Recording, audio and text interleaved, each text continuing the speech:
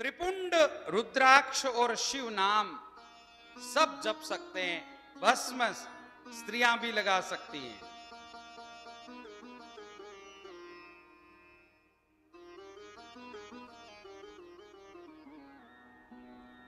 रुद्राक्ष स्त्रियां भी धारण कर सकती हैं। शिव नाम स्त्रियां भी जप सकती हैं। लेकिन बस शर्त इतनी ही है कि रुद्राक्ष जो धारण कर रहे हैं उनको प्याज लहसुन वर्जित है। मांसाहार तो वर्जित है ही। जो मांसाहार करते हैं वो रुद्राक्ष धारण न करें। और उसके ऊपर की बात, जो प्याज लहसुन खाते हैं वो भी रुद्राक्ष धारण न करें। शिव भक्त वैष्णवों के लिए जो कंठी के नियम हैं वो सारे के सारे नियम रुद्राक्ष के लिए भी लागू होते हैं।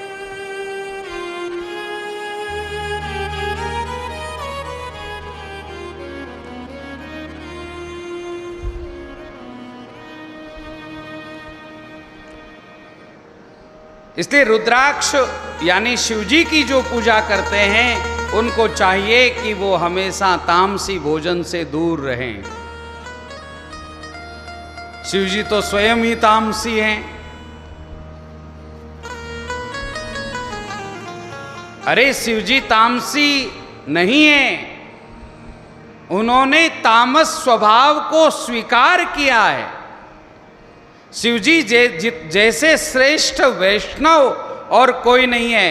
वैष्णवानाम यथा शंभु कहकर के पुकारा गया। समस्त वैष्णवों में सबसे बड़े यदि कोई वैष्णव हैं तो भगवान महादेव हैं।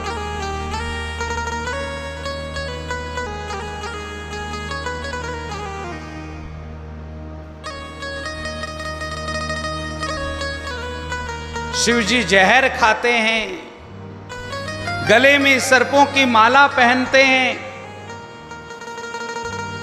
वो इसलिए पहनते हैं कि समर्थ हैं, उनमें शक्ति है जहर पचाने की।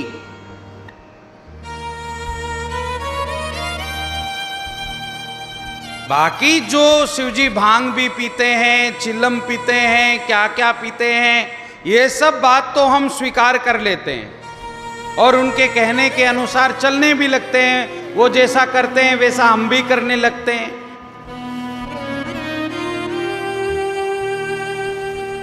लेकिन शिवजी जहर भी पीते हैं। कभी टेस्ट किया है थोड़ा सा?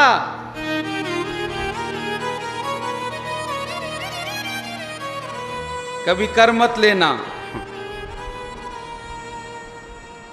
समर्थ न कोई दोष गोसाई।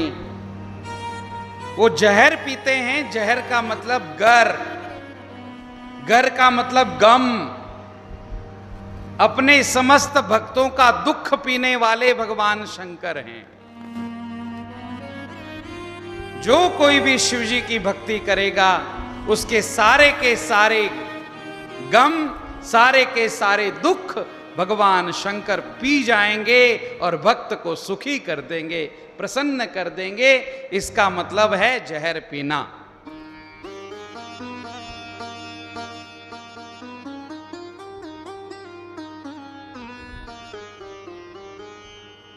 अग्नि में सामर्थ्य है, उसमें कुछ भी डालो वो जला करके भस्म कर देगी। गंगा के भीतर यदि आपने शराब भी डाल दिया तो वो भी पवित्र हो जाता है, क्योंकि गंगा पवित्र है, अग्नि नारायण पवित्र हैं। उसी प्रकार भगवान शंकर लीला लीला में यदि जहर भी पी लेते हैं तो वो पवित्र हैं। वो जहर भी उनका आभूषण बन जाता है। जहर पीने से ही भगवान शंकर नीलकंठ बने। वो जहर भी भगवान शंकर के लिए आभूषण हो गया।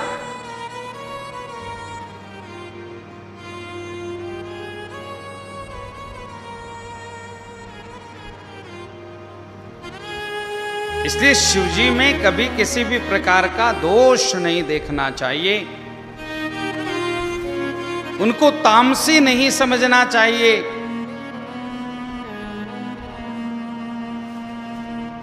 और जो तामसी भोजन है वो न तो शिवजी को कभी प्रसाद के रूप में दिखाना है और न हमें शिव भक्तों को पाना है।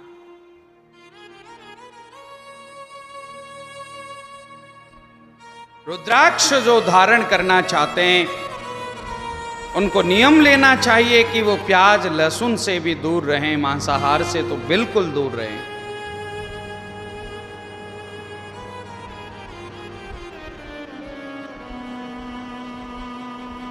चौदह मुखी रुद्राक्ष का वर्णन यहां पर किया गया। रुद्राक्ष कितने प्रकार के होते हैं? 14 प्रकार के रुद्राक्ष होते हैं।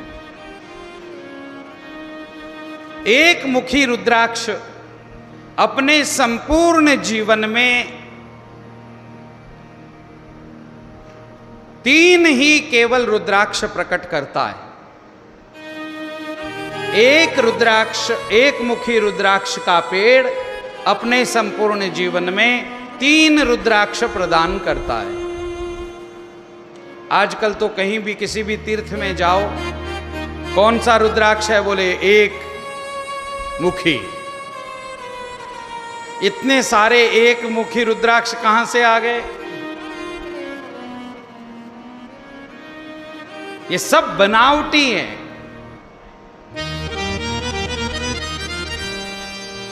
कोई सौभाग्यशाली है उसी को ही एक मुखी रुद्राक्ष मिलता है। और ये रुद्राक्ष, एक मुखी रुद्राक्ष साक्षात भगवान शंकर हैं। एक वक्त्रः शिवः साक्षात् भुक्ति मुक्ति फलप्रदः तस्य दर्शन मात्रेण ब्रह्म हत्यां व्यपोहति। एक मुखी रुद्राक्ष स्वयं भगवान शंकर का स्वरूप है, भुक्ति मुक्ति देने वाला है। इसका दर्शन करने मात्र से मनुष्य ब्रह्म हत्या जैसे दोष से निवृत्त हो जाता है।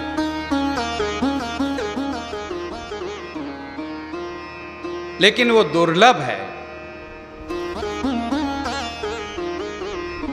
द्विवक्त्रो देवदेवेशः सर्वकाम फलप्रदः। 2 मुखी रुद्राक्ष शिव और पार्वती का स्वरूप है, सब प्रकार की कामनाओं को पूर्ण करने वाला है। 2 मुखी रुद्राक्ष जो कोई भी धारण करता है, गोवध जैसे पाप से भी वो निवृत्त हो जाता है। त्रिवक्त्र यानी 3 मुखी रुद्राक्ष जो कोई धारण करता है उसके हृदय में साधन अधिक बढ़ता है, भगवत भक्ति बहुत अधिक उसके हृदय में बढ़ने लगती है उस रुद्राक्ष को धारण करने से।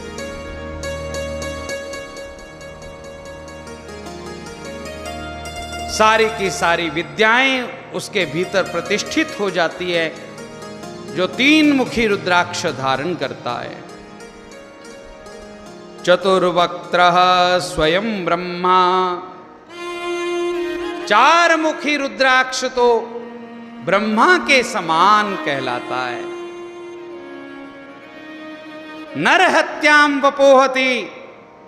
किसी ने मनुष्य की हत्या कर दी है, भूल से हो गई है, तो वो नर हत्या, मानव हत्या का दोष भी समाप्त हो जाता है चतुर्मुखी रुद्राक्ष धारण करने से।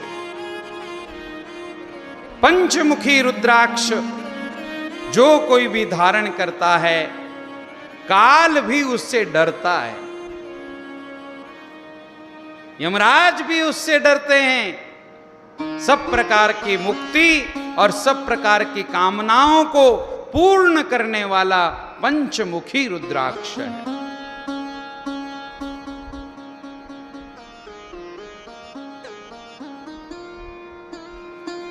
षड्वक्त्रः कार्तिकेयः, 6 मुखी रुद्राक्ष साक्षात कार्तिकेय जी का स्वरूप है। इसके धारण करने से ब्रह्म हत्या जैसे पाप नष्ट हो जाते हैं। 7 मुखी रुद्राक्ष कामदेव का स्वरूप है। इसके धारण करने से मनुष्य की दरिद्रता नष्ट होती है। 8 मुखी रुद्राक्ष वसु के समान है। इसको धारण करने से भैरव जी की कृपा प्राप्त होती है। यह अष्टमुखी रुद्राक्ष भैरव जी का भी प्रतीक है। 9 मुखी रुद्राक्ष भी भैरव का प्रतीक है, कपिल जी का प्रतीक है और भगवती जगदम्बा का प्रतीक है। तन धारेत वाम हस्ते रुद्राक्षम भक्ति तत्परः सर्वेश्वरो भवेन्नूनम मम तुल्यो न संशया। 10 मुखी रुद्राक्ष भगवान विष्णु का प्रतीक माना गया है। सब प्रकार की मनोकामना पूर्ण करने में 10 मुखी रुद्राक्ष समर्थ है। 11 मुखी रुद्राक्ष भगवान महादेव का भी स्वरूप है। 11 मुखी रुद्राक्ष जो कोई भी धारण करता है, वो जहां जाता है वहां विजयी होता है, विजय को प्राप्त करता है। 12 मुखी रुद्राक्ष आदित्य का यानी सूर्य नारायण का स्वरूप है। जो कोई भी इसे धारण करता है उसको तेजस्वी बनाते हैं भगवान सूर्य नारायण। 13 मुखी रुद्राक्ष विश्वदेव का प्रतीक है। जो कोई भी इसको धारण करता है, पितर उसके ऊपर हमेशा प्रसन्न रहते हैं और पितृदोष से वो व्यक्ति निवृत्त हो जाता है। 14 यानी 14 मुखी रुद्राक्ष जो कोई भी धारण करता है, भगवान महादेव उसके ऊपर कृपा करते हैं। 14 मुखी रुद्राक्ष भी भगवान शिव का ही स्वरूप है। इसको जो कोई भी धारण करता है उसके सब प्रकार के पाप नष्ट हो जाते हैं। इस प्रकार से 14 मुखी रुद्राक्ष का यहां पर वर्णन किया गया। और रुद्राक्ष 14 प्रकार के ही होते हैं, 15वां नहीं होता, 16वां नहीं होता। एक व्यक्ति तो हमें मिला नैमिषारण्य में, महाराज रुद्राक्ष लेना है। बोले बताओ दिखाओ कितने मुखी है? बोले 16 मुखी। जब शिव पुराण पढ़ा तब ध्यान में आया 16 मुखी रुद्राक्ष होता ही नहीं। 16 मुखी रुद्राक्ष बेच रहे हैं, 18 मुखी रुद्राक्ष बेच रहे हैं।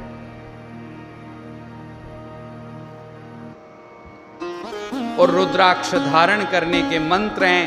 कौन सा रुद्राक्ष किस मंत्र से धारण करना चाहिए, यह भी शिव पुराण में बहुत सुंदर मंत्रों के साथ लिखा हुआ है। ये सब वर्णन करने जितना मुझे समय नहीं है। जिस गति से अपनी शिव पुराण सेलू में चल रही है, इस गति से चलती रही तो पूरा श्रावण शिव पुराण को देना पड़ेगा। इसलिए विद्येश्वर संहिता का जो 25वां अध्याय है, अंतिम अध्याय, इस अध्याय में मंत्र लिखे हुए हैं। एक मुखी रुद्राक्ष धारण करने के लिए कौन सा मंत्र? खाली बीज मंत्र है, छोटा छोटा, ह्रीम नमः कहकर एक मुखी रुद्राक्ष धारण किया जाए, ओम नमः कहकर द्विमुखी रुद्राक्ष धारण किया जाए, ओम क्लीम नमः कहकर 3 मुखी रुद्राक्ष धारण किया जाए, ह्रीम नमः कहकर चतुर्मुखी रुद्राक्ष धारण किया जाए। ऐसे 14 मुखी रुद्राक्षों का वर्णन किया गया है। और हम सबके खुशी की बात यह है कि यहाँ पर जब कथा विराम लेगी, पूर्णाहुति होगी, उस दिन आपको शिव महापुराण का स्पर्श करवाकर सबको एक एक रुद्राक्ष बांटा जाएगा। हमारे सेलू के नगराध्यक्ष की ओर से आपको ये सेवा प्रदान की जाएगी प्रसाद के रूप में। सबको शिव जी का कृपा का यह एक प्रसाद रुद्राक्ष के रूप में आप सबको दिया जाएगा। तो अब रुद्राक्ष के लिए आपको कहीं दूर भागकर जाने की जरूरत नहीं है। आपके सेलू में ही रुद्राक्ष आ गया है।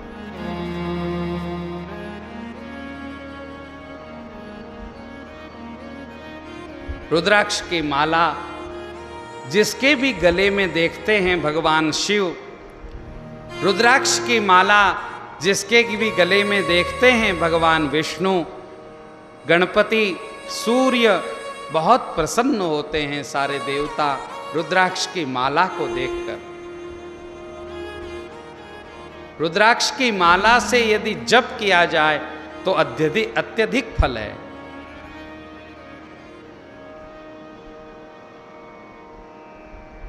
ये रुद्राक्ष की माला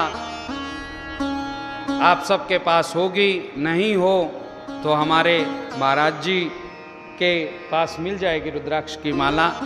आप रुद्राक्ष की माला रखते हैं अपने घर में तो आप वहां से भी रुद्राक्ष की माला इनसे प्राप्त कर सकते हैं। जप करने योग्य रुद्राक्ष है, बहुत उत्तम है। भगवान शिव, विष्णु, सूर्य, जो कोई भी देवता के आप मंदिर में जाएंगे, रुद्राक्ष पहन करके जाएंगे तो देवता को आपको देखने की जरूरत नहीं है। जब आपके गले में रुद्राक्ष की माला रहेगी तो देवता ही आपको देखकर आपको आशीर्वाद दे देंगे। ये रुद्राक्ष की महिमा है। रुद्राक्ष की महिमा के साथ ही विद्येश्वर संहिता को विराम दिया। सूत जी महाराज ने अब रुद्र संहिता का आरंभ किया। ये जो रुद्र संहिता है ये शिव महापुराण का एक रत्न है, ये आभूषण है शिव महापुराण का। जैसे श्रीमद् भागवत में दशम स्कंद की महत्ता है, उसी प्रकार से शिव पुराण में रुद्र संहिता की महत्ता है। रुद्र संहिता में सबसे पहले सृष्टि खंड का वर्णन किया गया है। मंगलाचरण के रूप में 3 श्लोकों में मंगलाचरण करते हैं। विश्वोद्भव स्थितिलयादिषु हेतुमेकं गौरीपतिं विदित तत्त्वमनंत कीर्तिं मायाश्रयं विगत मायमचिन्त्य रूपं बोधस्वरूपममलं हि शिवं नमामि। जगतः पितरं शंभुं जगतः मातरं शिवां तत्पुत्रं च गणाधीशं नत्वै तद्वर्णयामहे।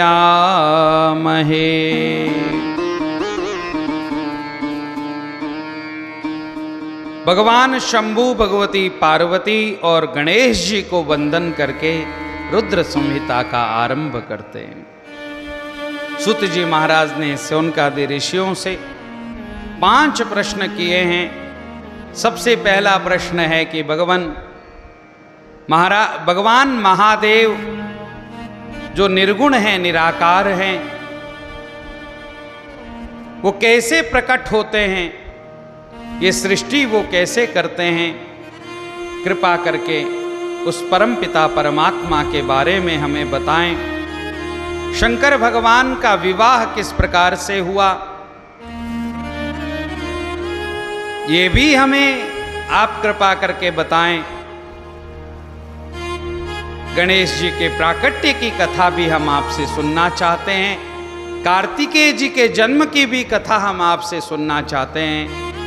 कृपा करके आप ये सब बातें विस्तार पूर्वक हमें सुनाएं। सूत जी कहते हैं, मुनीश्वरों, आपने जो प्रश्न किया है, यही प्रश्न एक बार देवर्षि नारद ने ब्रह्मा जी से किया था। अब सूत जी की ये बात सुन करके सौनकादि ऋषियों ने कहा, प्रभु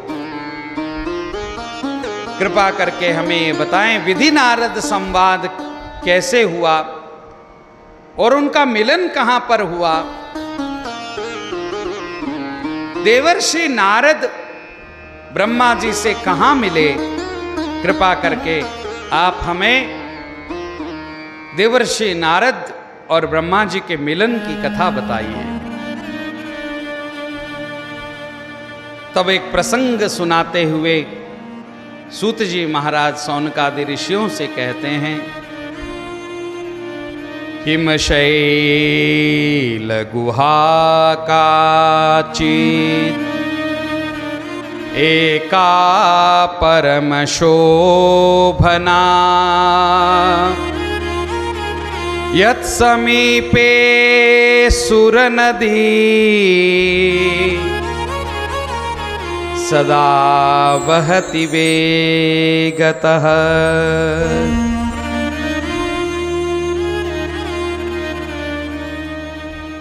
हिमालय में एक बहुत सुंदर गुफा रही, जहां भगवती गंगा मैया निरंतर बहती रहती है।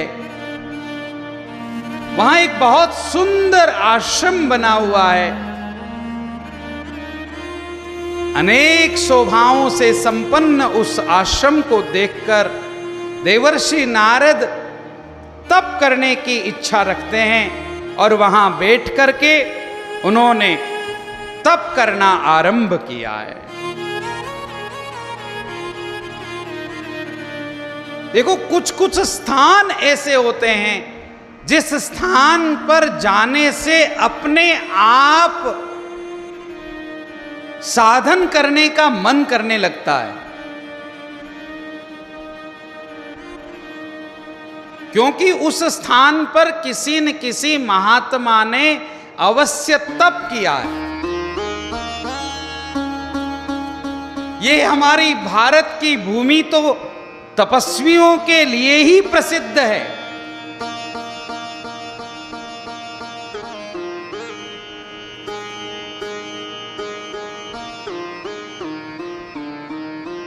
इस भारत की भूमि को नहीं, इस भारत की मिट्टी को भी चंदन कह करके पुकारा हमारे ऋषियों ने। चंदन है इस देश की माटी, तपोभूमि हर ग्राम है, हर बाला देवी की प्रतिमा, बच्चा बच्चा राम है। यहां की हर कणक, हर कणिका, हर रेती चंदन का स्वरूप है। किसी को तिलक न मिले तो भारत की मिट्टी को लेकर अपने मस्तक पर लगा लीजिए, चंदन का टीका लग गया समझ लेना।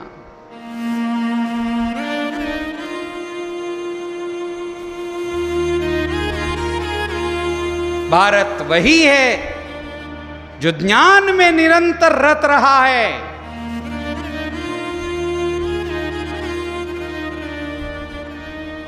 निरंतर जो ज्ञान में रत रहता है वो भारतीय है।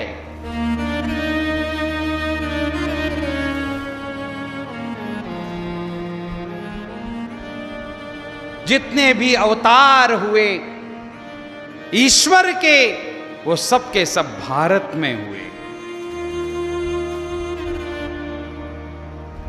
भारतीय ने भारत को माता का दर्जा दिया। ये पृथ्वी का टुकड़ा नहीं है, ये हमारे लिए भारत माता है।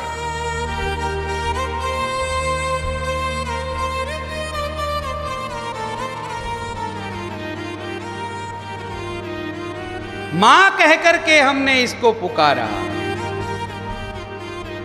आज स्वतंत्रता दिवस है। आज के दिन भारत माता अत्यंत प्रसन्न हुई।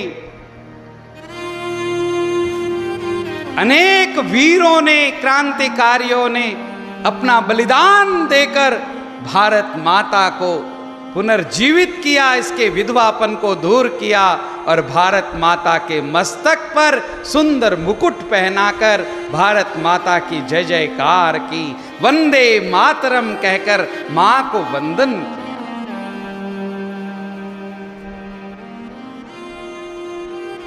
हमारे ऋषि, हमारे महात्मा भारत माता का गौरव गाते हुए कहते हैं, जहां डाल डाल पर सोने की चिड़िया करती है बसेरा, वो भारत देश है मेरा।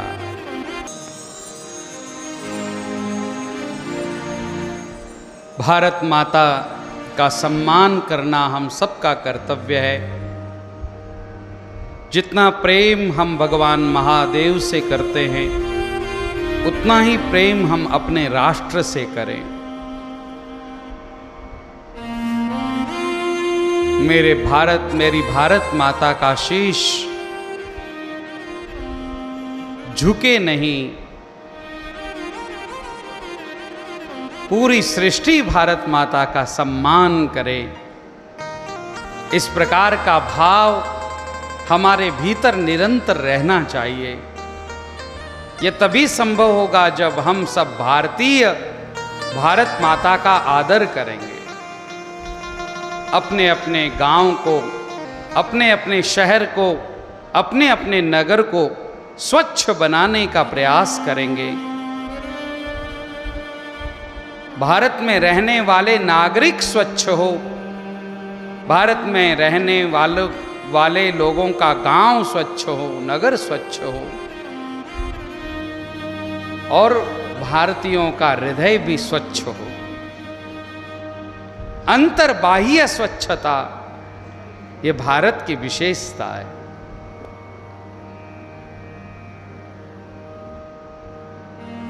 आज सारा संसार पुनः एक बार भारत माता को नमन करने के लिए तैयार हुआ है। यह हमारे नेतृत्व की शक्ति का ही नतीजा है। पुनः एक बार भारत माता को श्रेष्ठ नेतृत्व प्राप्त हुआ है और यह श्रेष्ठ नेतृत्व निरंतर बना रहे। भारत के चरणों में जो आज सेवक बनकर बैठा है, वो भारत माता का सेवक जब तक उसके प्राण हैं तब तक माँ के चरणों में बैठकर माता की सेवा करता रहे। इस प्रकार की भावना हम आज भारत माता के चरणों में समर्पित करते हैं। हम सब एक होकर, एकजुट होकर, भाई भाई बनकर के रहें।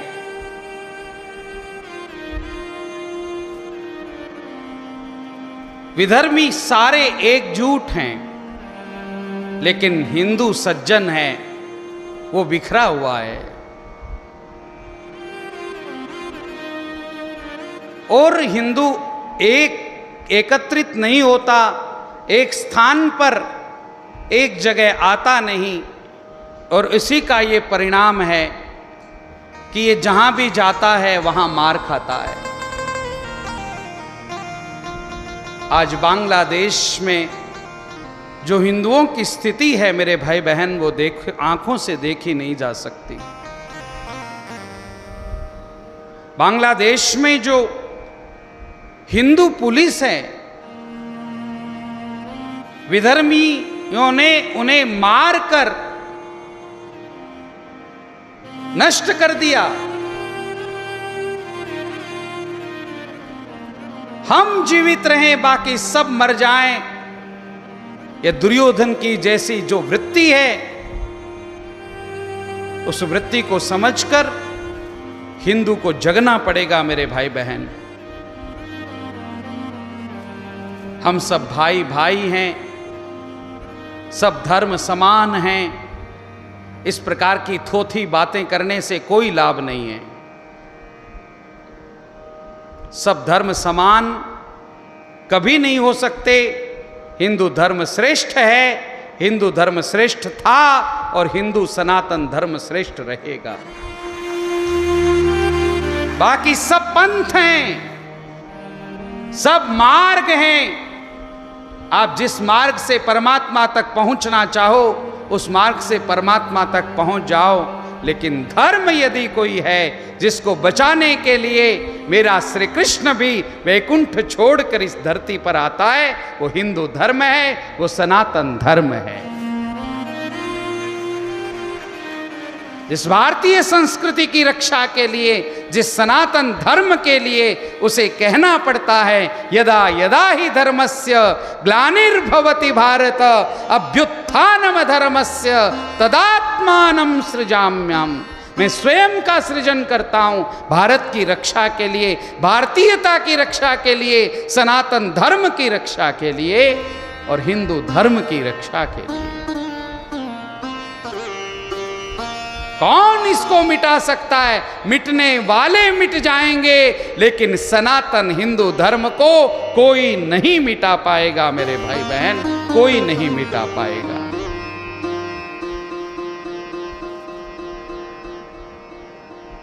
अब सभी मार्गों का आदर करना ये हमारा भी कर्तव्य है। सब धर्म समभाव नहीं, सब धर्म समादर। आदर सबका करो।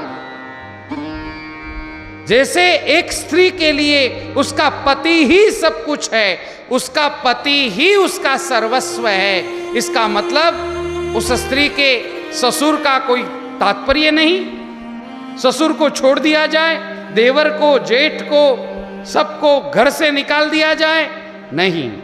आदर सबका करना है, लेकिन अपना मानना है तो अपने पति को अपना सर्वस्व मानना है।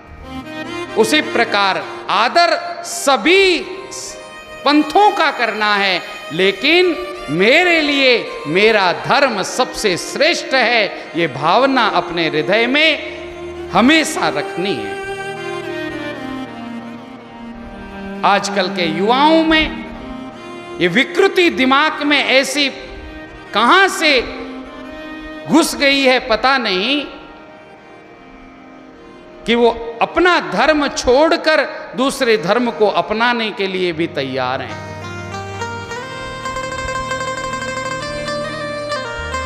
भगवद गीता में भगवान श्री कृष्ण ने कहा, श्रेयान् स्वधर्मो विगुणः परधर्मात् स्वनुष्ठितात् स्वधर्मे निधनं श्रेयः परधर्मो भयावह। अपने धर्म में मर जाना श्रेष्ठ है, कष्ट सहकर मर जाना श्रेष्ठ है। एक पतिव्रता स्त्री को यदि किसी भी प्रकार का कोई सुख नहीं मिल रहा है अपने पति से, वो दरिद्र है, वो रोगी है, तो भी अपने पति को छोड़कर दूसरे किसी को अपना लेना ये महान पाप है। उसी प्रकार से हिंदू धर्म का त्याग करके दूसरे किसी धर्म को अपना लेना भी एक बहुत बड़ा पाप है। मेरा धर्म श्रेष्ठ है, श्रेष्ठ रहेगा और श्रेष्ठ था, इस प्रकार की भावना अपने हृदय में निरंतर रहनी चाहिए। और सज्जनों को, सभी हिंदुओं को एक होने की आवश्यकता है। जैसे बांग्लादेश के भी हिंदू जो मर गए सो मर गए, लेकिन बाकी जो हिंदू बचे हैं वो हाथ में लाठी लेकर अब डटकर दुर्जनों का, विधर्मियों का सामना कर रहे हैं। हिंदू जब एकत्रित हो जाएगा तो मेरे भाई बहन, भारत तो क्या, भारत चमकेगा ही चमकेगा भारत में। भारत के बाहर जितनी भी ये सृष्टि है, त्रिभुवनों में भारत माता गूंजेगी, भारत माता की जय जयकार होगी। भारत विश्व गुरु के रूप में प्रसिद्ध होगा। यदि भारतीय जग जाएगा, हिंदू जग जाएगा, सनातनी जग जाएगा,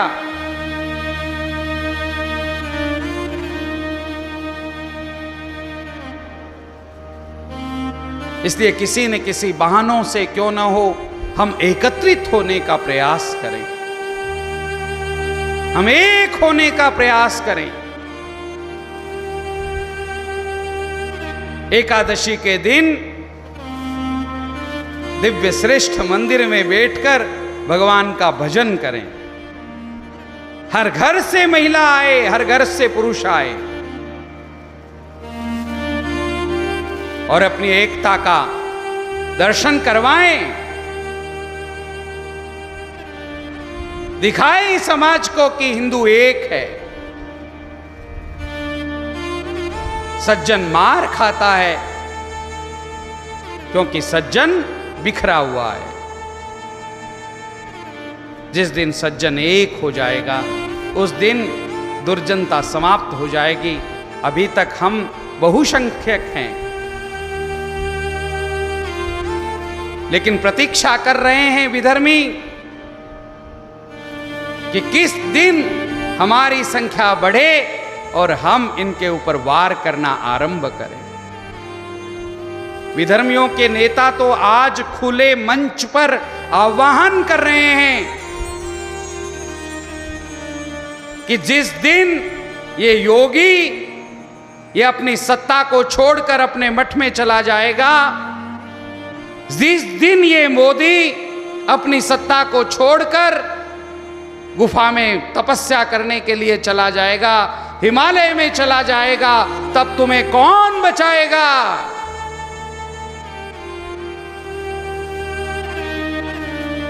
आज भी खुले मन से इस प्रकार से हिंदुओं को डराया जा रहा है, सनातनियों को डराया जा रहा है।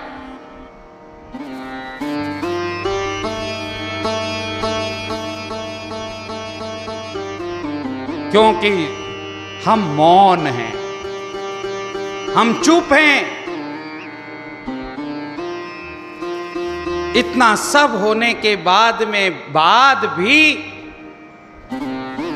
10 वर्षों की सत्ता कैसी दिव्य रही, कितनी कीर्ति भारत की विदेशों में फैली है। उसके बाद में भी घर घर जाकर के मतदान की प्रेरणा देने के बाद भी ये श्रेष्ठ नेतृत्व झुक गया संसद में। मेरे भाई बहन, पूर्ण मत उसे प्राप्त नहीं हुए। और जिस शान से वो निर्णय लेते थे, आज वो निर्णय नहीं ले पाते। ये भूल किसने की? ये भूल सनातनी ने की, ये हिंदू ने की। केवल अपने छोटे छोटे स्वार्थों के कारण ये जातियों में बंट गया हिंदू। प्याज और टमाटर की ओर विशेष ध्यान देने लगा, भारत माता को दूर कर दिया, अपने धर्म को दूर कर दिया। छोटे छोटे प्रलोभनों में आकर दिव्य नेतृत्व को नष्ट करने का भी ये प्रयास करने लगा। धर्म को बचाना है मेरे भाई बहन। भारत माता को यदि सौभाग्यशाली बनाना है तो हमें थोड़ा कष्ट तो सहना पड़ेगा।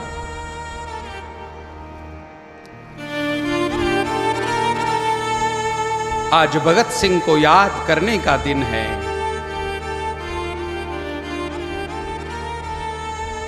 मां तेरा वैभव अमर रहे, हम दिन 4 रहे न रहे।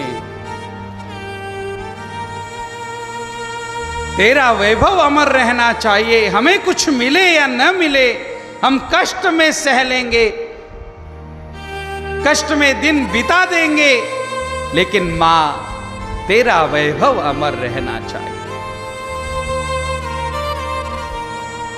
इस प्रकार की भावना लेकर निजी सुख दुखों का त्याग करके भारत माता कैसे श्रेष्ठ बने, भारत का नाम पूरे विश्व में कैसे उजागर हो, मेरा सनातन कैसे चमके, मेरा सनातन धर्म कैसे दिव्य बने, इस प्रकार की भावना प्रत्येक हिंदू के हृदय में होनी चाहिए। हिंदू राष्ट्र बने भारत, एक देश है ये हिंदुओं का, सनातनियों का। इस देश में यदि हम पर हिंदुओं पर आक्रमण हुआ तो हम कहां जाएंगे? दूसरे किसी देशों पर जब आक्रमण होता है तो भारत में आकर के आसरा पा लेते हैं लोग, लेकिन हिंदू कहां जाएगा? ये सनातनी कहां जाएगा? इसलिए अपने निजी स्वार्थों का त्याग करके श्रेष्ठ नेतृत्व को लेकर आओ मेरे भाई बहन। यदि हम श्रेष्ठ नेतृत्व को लेकर के आएंगे तो ये भारत अवश्य एक दिन हिंदू राष्ट्र बनेगा, इसमें कोई शंका नहीं है।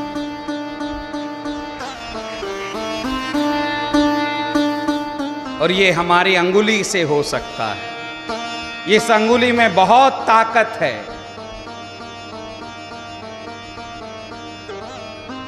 ये जब श्रेष्ठ नेतृत्व चुनती है, एक हिंदूवादी नेता को चुनती है, एक सनातनी को चुनती है,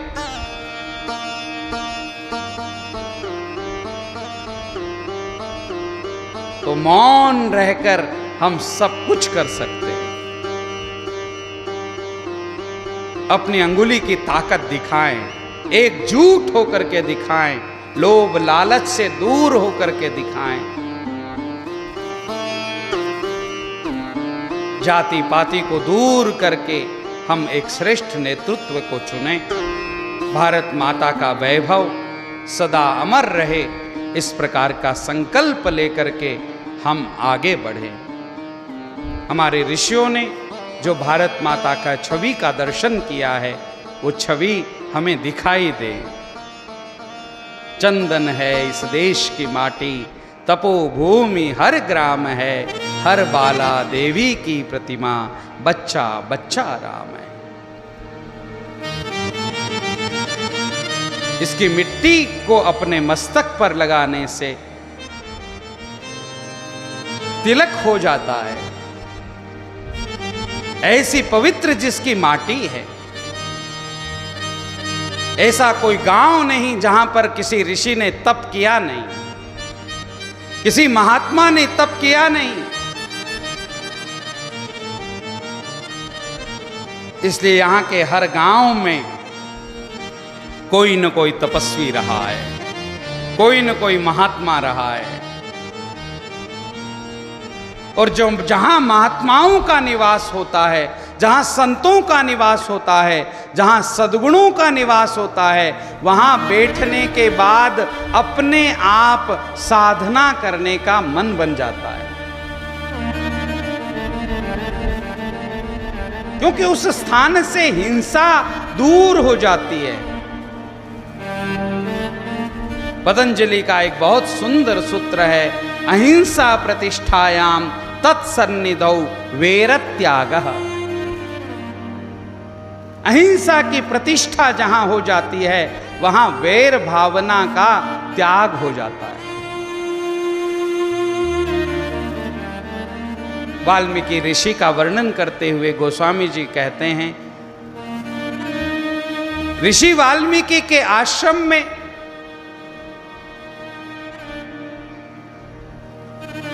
शेर और गाय आमने सामने बैठे हैं,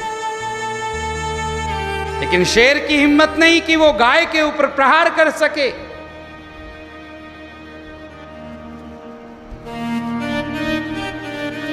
खग मृग विपुल कोलाहल करई।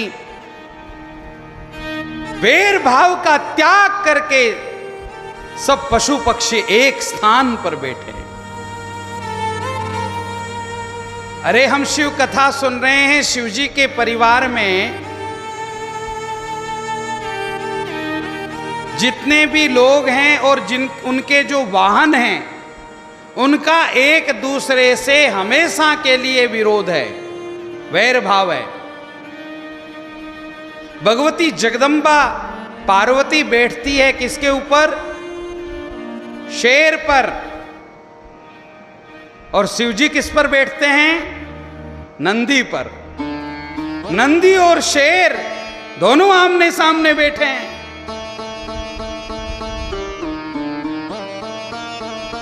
भगवान महादेव के गले में सर्प है और गणेश जी जहां विराजमान होते हैं वो मूषक है।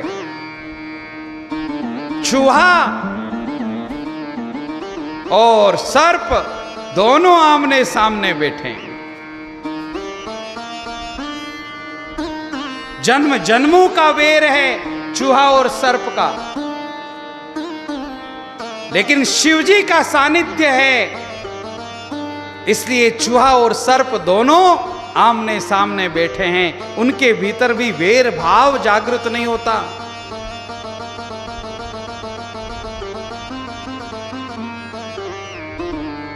एक तरफ मोर, दूसरी तरफ सांप।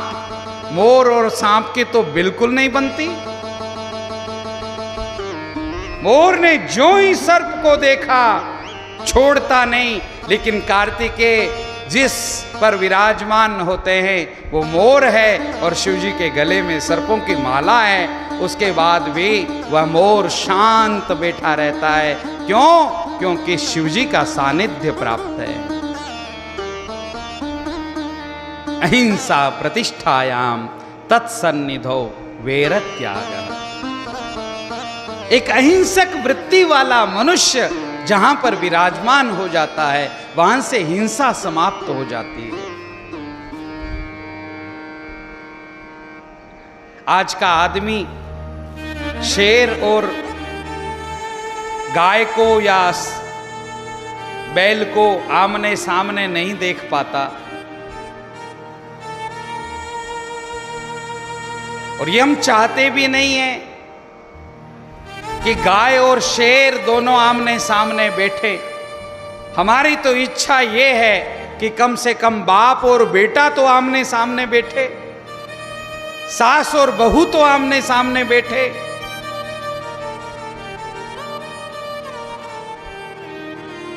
ऐसा युग आया है कि जहां बाप और बेटा भी आमने सामने बैठने को आज तैयार नहीं। सास बहू एक साथ रहने को तैयार नहीं। हम दो, हमारे दो, माँ बाप को आपने कहा है, हमने कुछ नहीं कहा।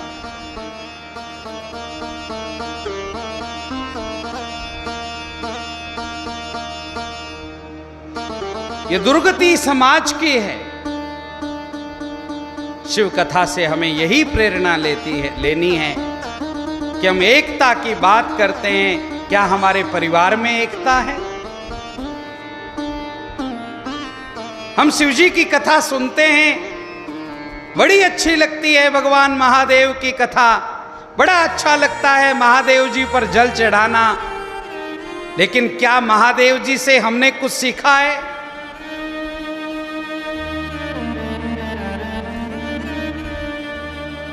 कैसा सामंजस्य बिठा करके रखा है भगवान महादेव ने अपने पूरे परिवार में।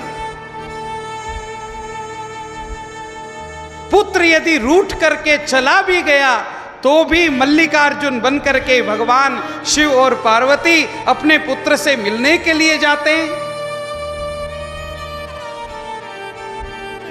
15 दिन तक अपने पुत्र के पास में भगवती पार्वती रहती है और 15 दिन तक भगवान महादेव रहते हैं मल्लिकार्जुन में, श्रीशैल पर्वत पर।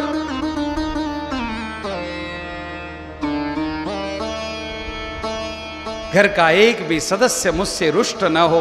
गृहस्थियों के आदर्श हैं भगवान महादेव।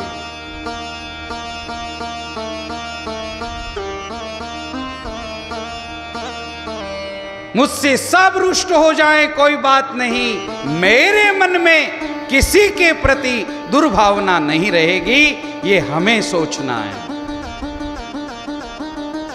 मुझे कोई फोन करे या न करे, मुझे सबको फोन करना है। उसका मुझे कभी फोन आता ही नहीं, मैं क्यों करूं? तोड़ ले परिवार को। नहीं करना है मत कर। वो मेरे से बात नहीं करती, मैं क्यों करूं? ये अहंकार ही परिवार को, कुटुंब को तोड़ने का काम करता है।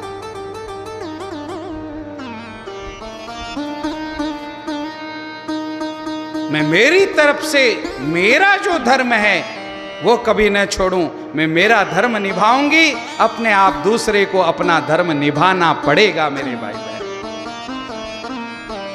एक धार्मिक व्यक्ति सारे समाज को धार्मिक बना सकता है। परिवार तो बहुत छोटी सी बात है, लेकिन उसके भीतर, स्वयं के भीतर धर्म के प्रति भावना होनी चाहिए।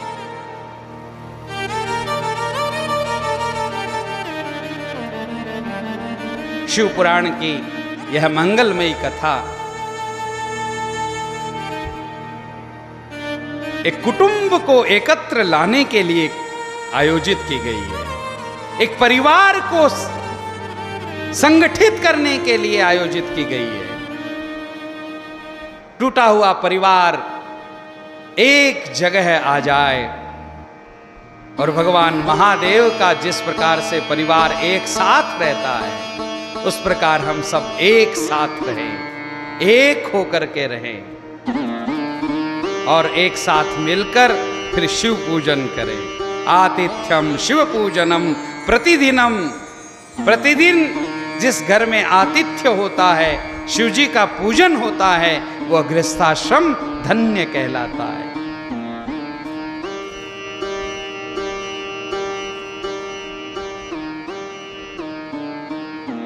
शिव जी की कथा सुनते हैं, शिव जी की पूजा करते हैं, शिव जी का अभिषेक करते हैं, लेकिन शिव जी के गुणों को भी अपने भीतर लेकर के आए। शिव जी किस प्रकार से अपने परिवार का निर्वाह कर रहे हैं, कैसे एक एक परिवार के व्यक्ति को जोड़ करके रखते हैं।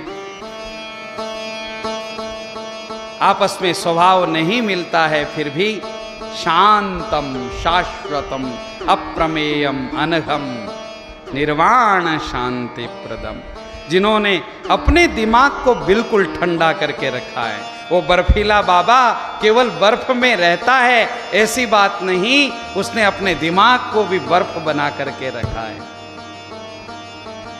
मेरे दिमाग में सर्दी, हमने आज घर में एसी लगा ली, वातावरण को ठंडा कर लिया, लेकिन दिमाग बहुत गर्म रहता है। सब सेट है लेकिन माइंड अपसेट है।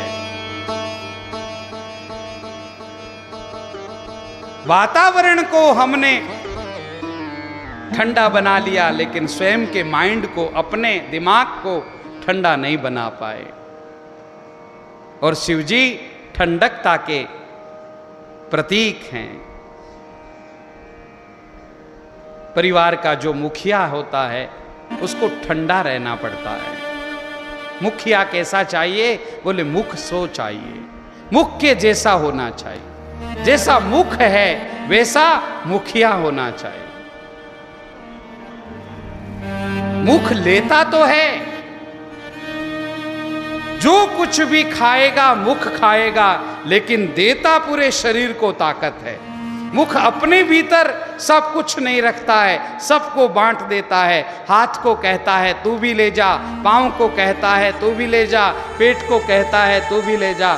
सबको सुखी रखता है, खाता स्वयं है, लेकिन देता सबको है, सबको ताकत देता है। उसी प्रकार मुखिया ले स्वयं लेकिन बांटे सबको। स्वयं ही सब कुछ इकट्ठा करके रख लेगा। जिस दिन मुख, उस दिन मुख बर्बाद हो जाएगा, उस दिन मुखिया बर्बाद हो जाएगा, उसका परिवार टूट जाएगा।